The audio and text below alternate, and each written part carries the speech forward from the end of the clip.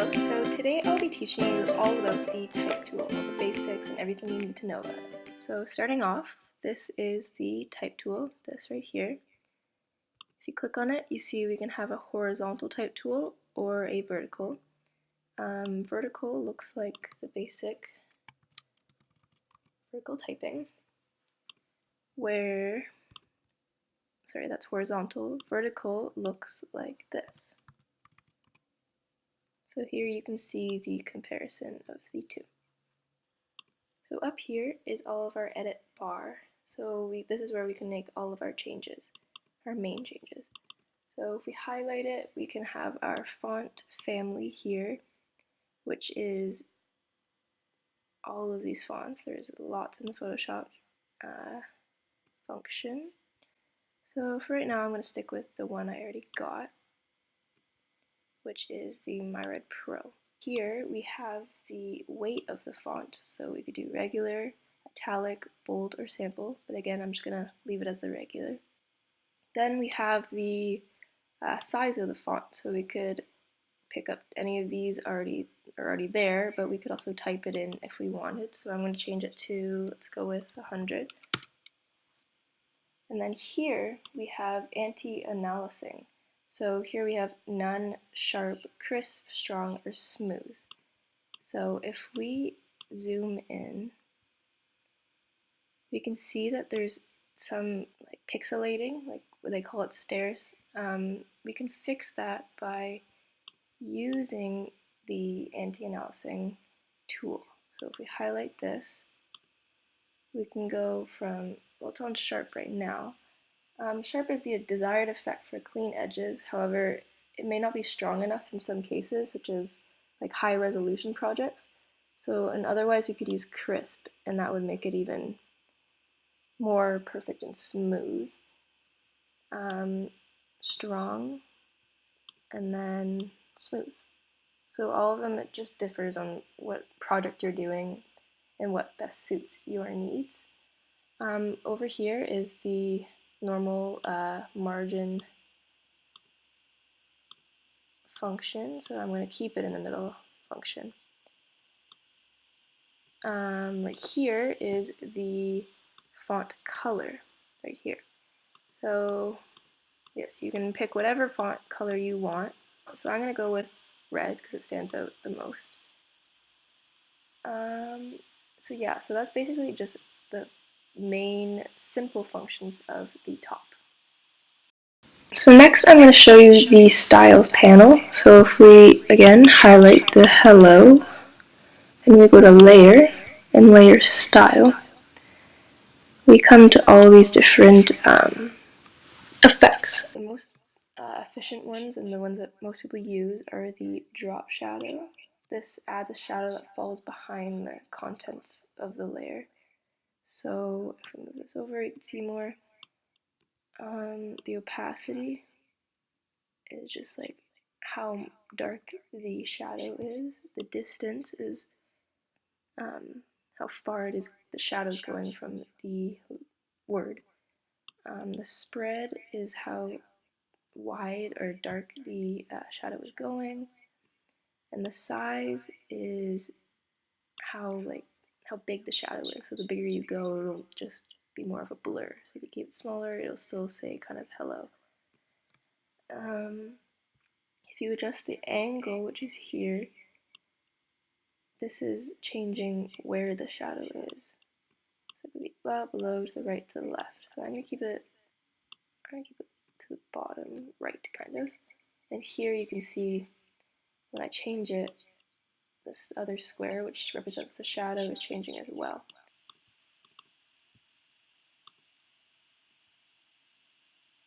Which is here.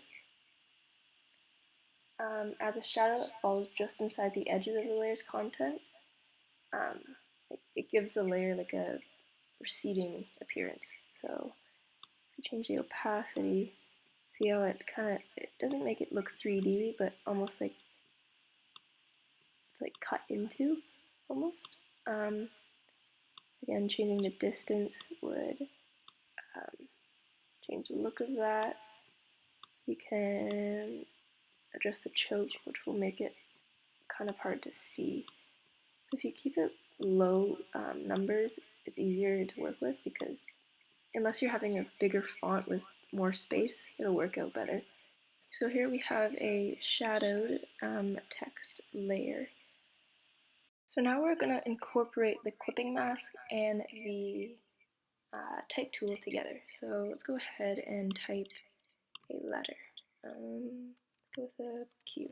I'm going to move it into the middle.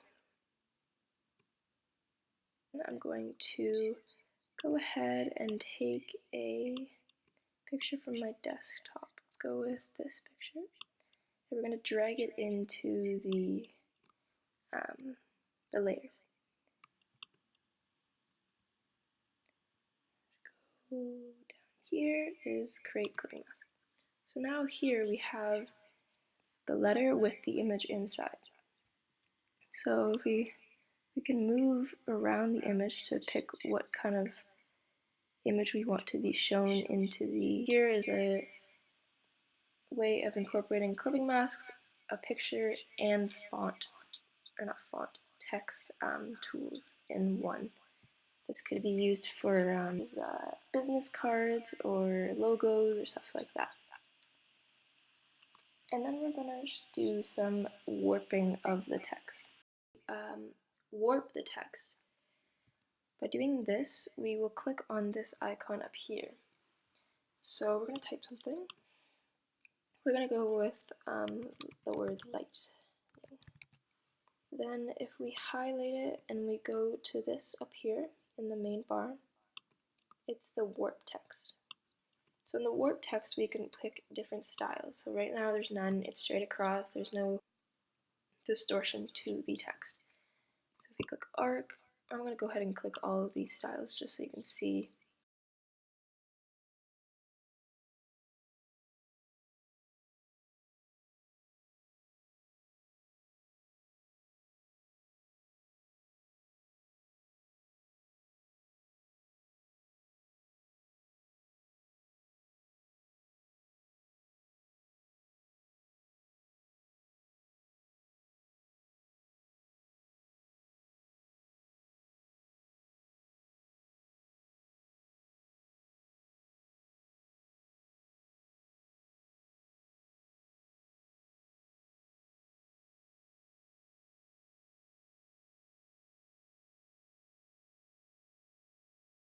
See here, it's almost not staying in the same origin. Like if you change the horizontal distortion and vertical distortion, it'll go all over the place. But if you keep them as 0, you can keep it in the same plane, but then just play with the bend so it'll just distort within itself. Now we are going to transform the text. So I'm going to put this back to none, put that back to normal. We're going to go ahead and go to our layers side, and we are going to make it a smart object. This will allow us to do things such as adding more intense filters. So now that it's a smart object, you know this because the picture changes. You can now click edit and then go down to free transform. And then once you click on the word, you see all these different functions. So you have scale, rotate, skew, perspective, distort, warp. So the other ones in warp, it is more of a function that Photoshop kind of put into the program, but these ones, like perspective, you can actually use these little squares to maneuver the text. So if I move this one, it is changing the perspective to make it seem like it is closer here than over here.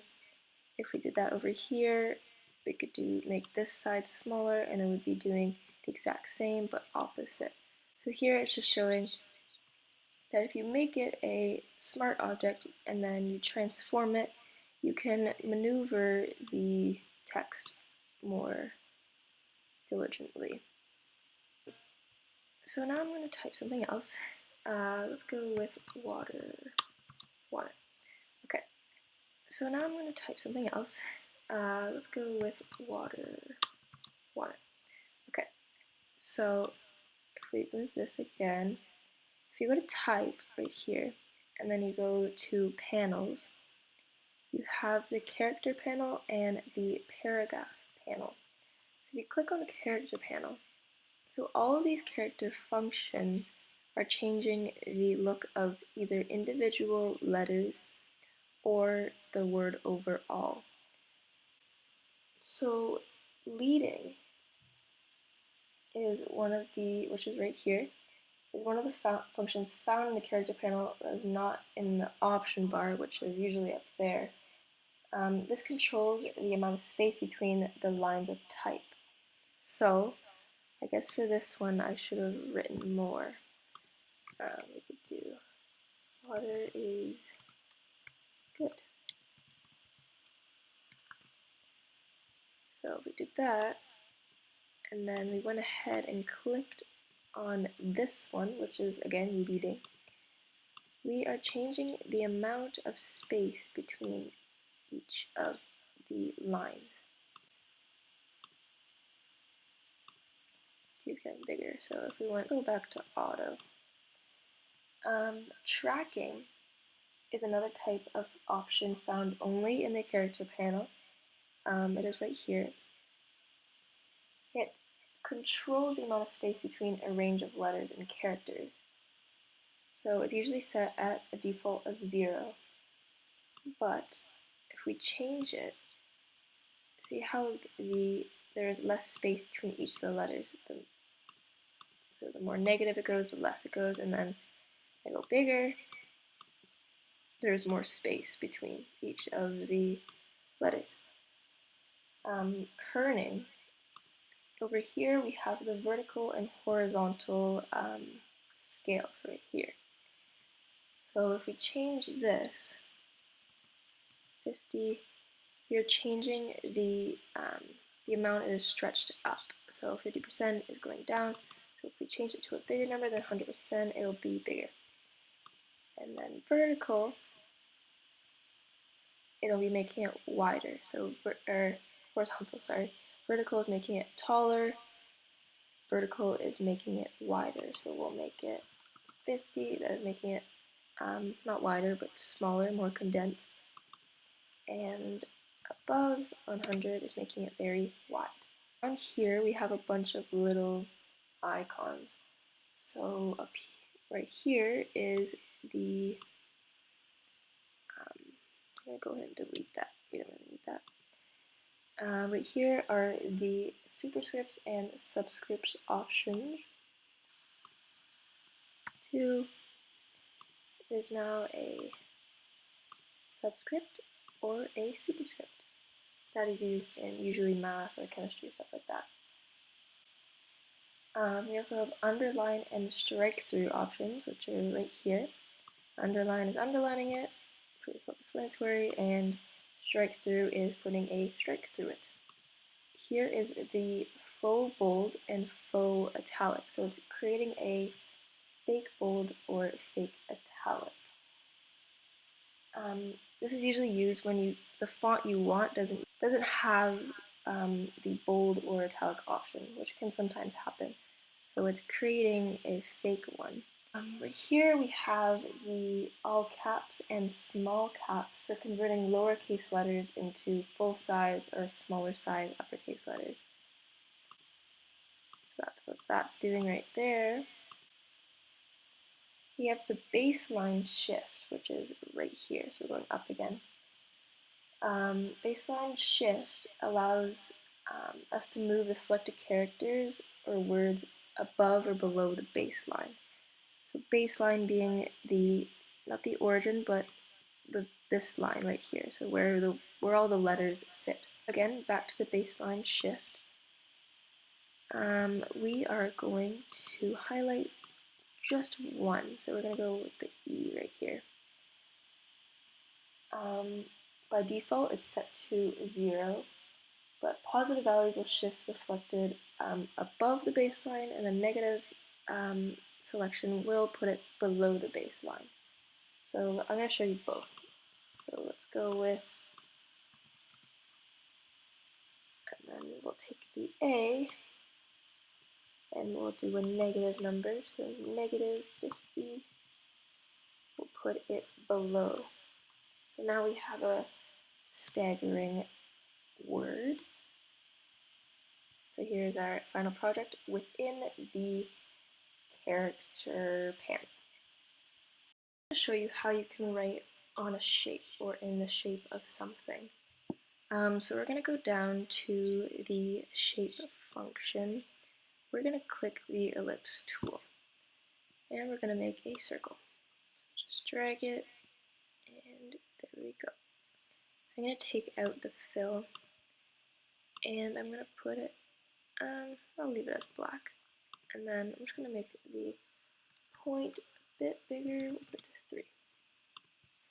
So now when we simply just take the text tool, we will get another function right there. So it's the typing icon with a squiggly line through it. When we click on it, we will get the function. So hello.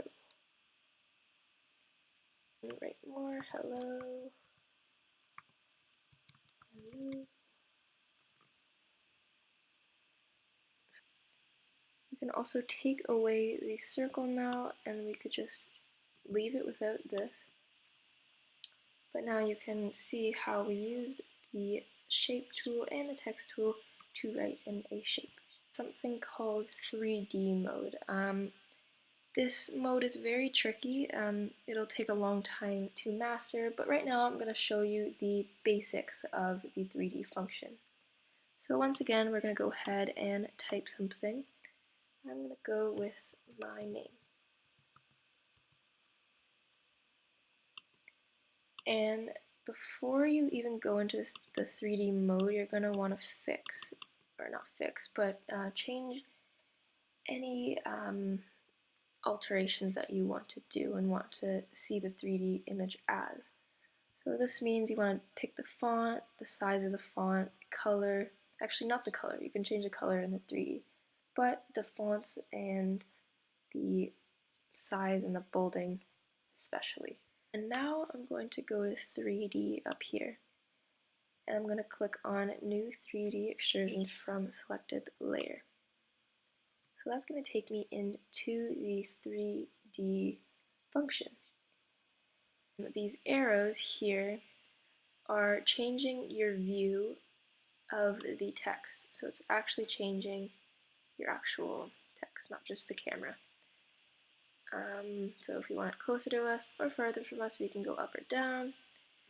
If we want to use the yellow, we are changing the circular direction of the text. Put it back to normal, there we go. If we use the yellow, we are changing. So right here we have all the different functions again. So we have the front inflation material. So this is the front face of the text, so my name. So this is where we can change the color of it. So right here, if you click on the sphere, you have all these different effects. Change that, looking like grass. So then that's just changing the front face of it. The extrusion is the back of the text, so right here. So it's the part where it's black. So I'm going to change that. And if I change that, it'll change the size, make it, there we go. I'll put this to the gold one, you can see it more. So again, that's changing the back of the text. Up here we have infinite light. So that's going to change, if you maneuver this, it's changing where the light is coming from. So if you put it that way, see how these shadows are going towards the P now, and over here it's going towards the E. If we go up, it's going darker to lighter, and down here it is going darker to lighter, but the opposite way. So that's just changing where. So if I click on the text and do the 3D modes at the top, I'm just going to show you what I can do with it. So this one is making it closer to me or farther from me. This one is going to change the direction vertically, so like that. And I'll put it like this. So here is a basic 3D letter. In order to export this, you need to export it as multiple 3D file formats. So that's it for today about the basics of text tools.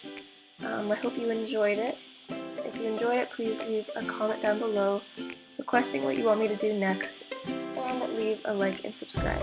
I will be back every weekend, probably Fridays or Saturdays. I can't wait to hear what you guys think. Thank you. Bye-bye.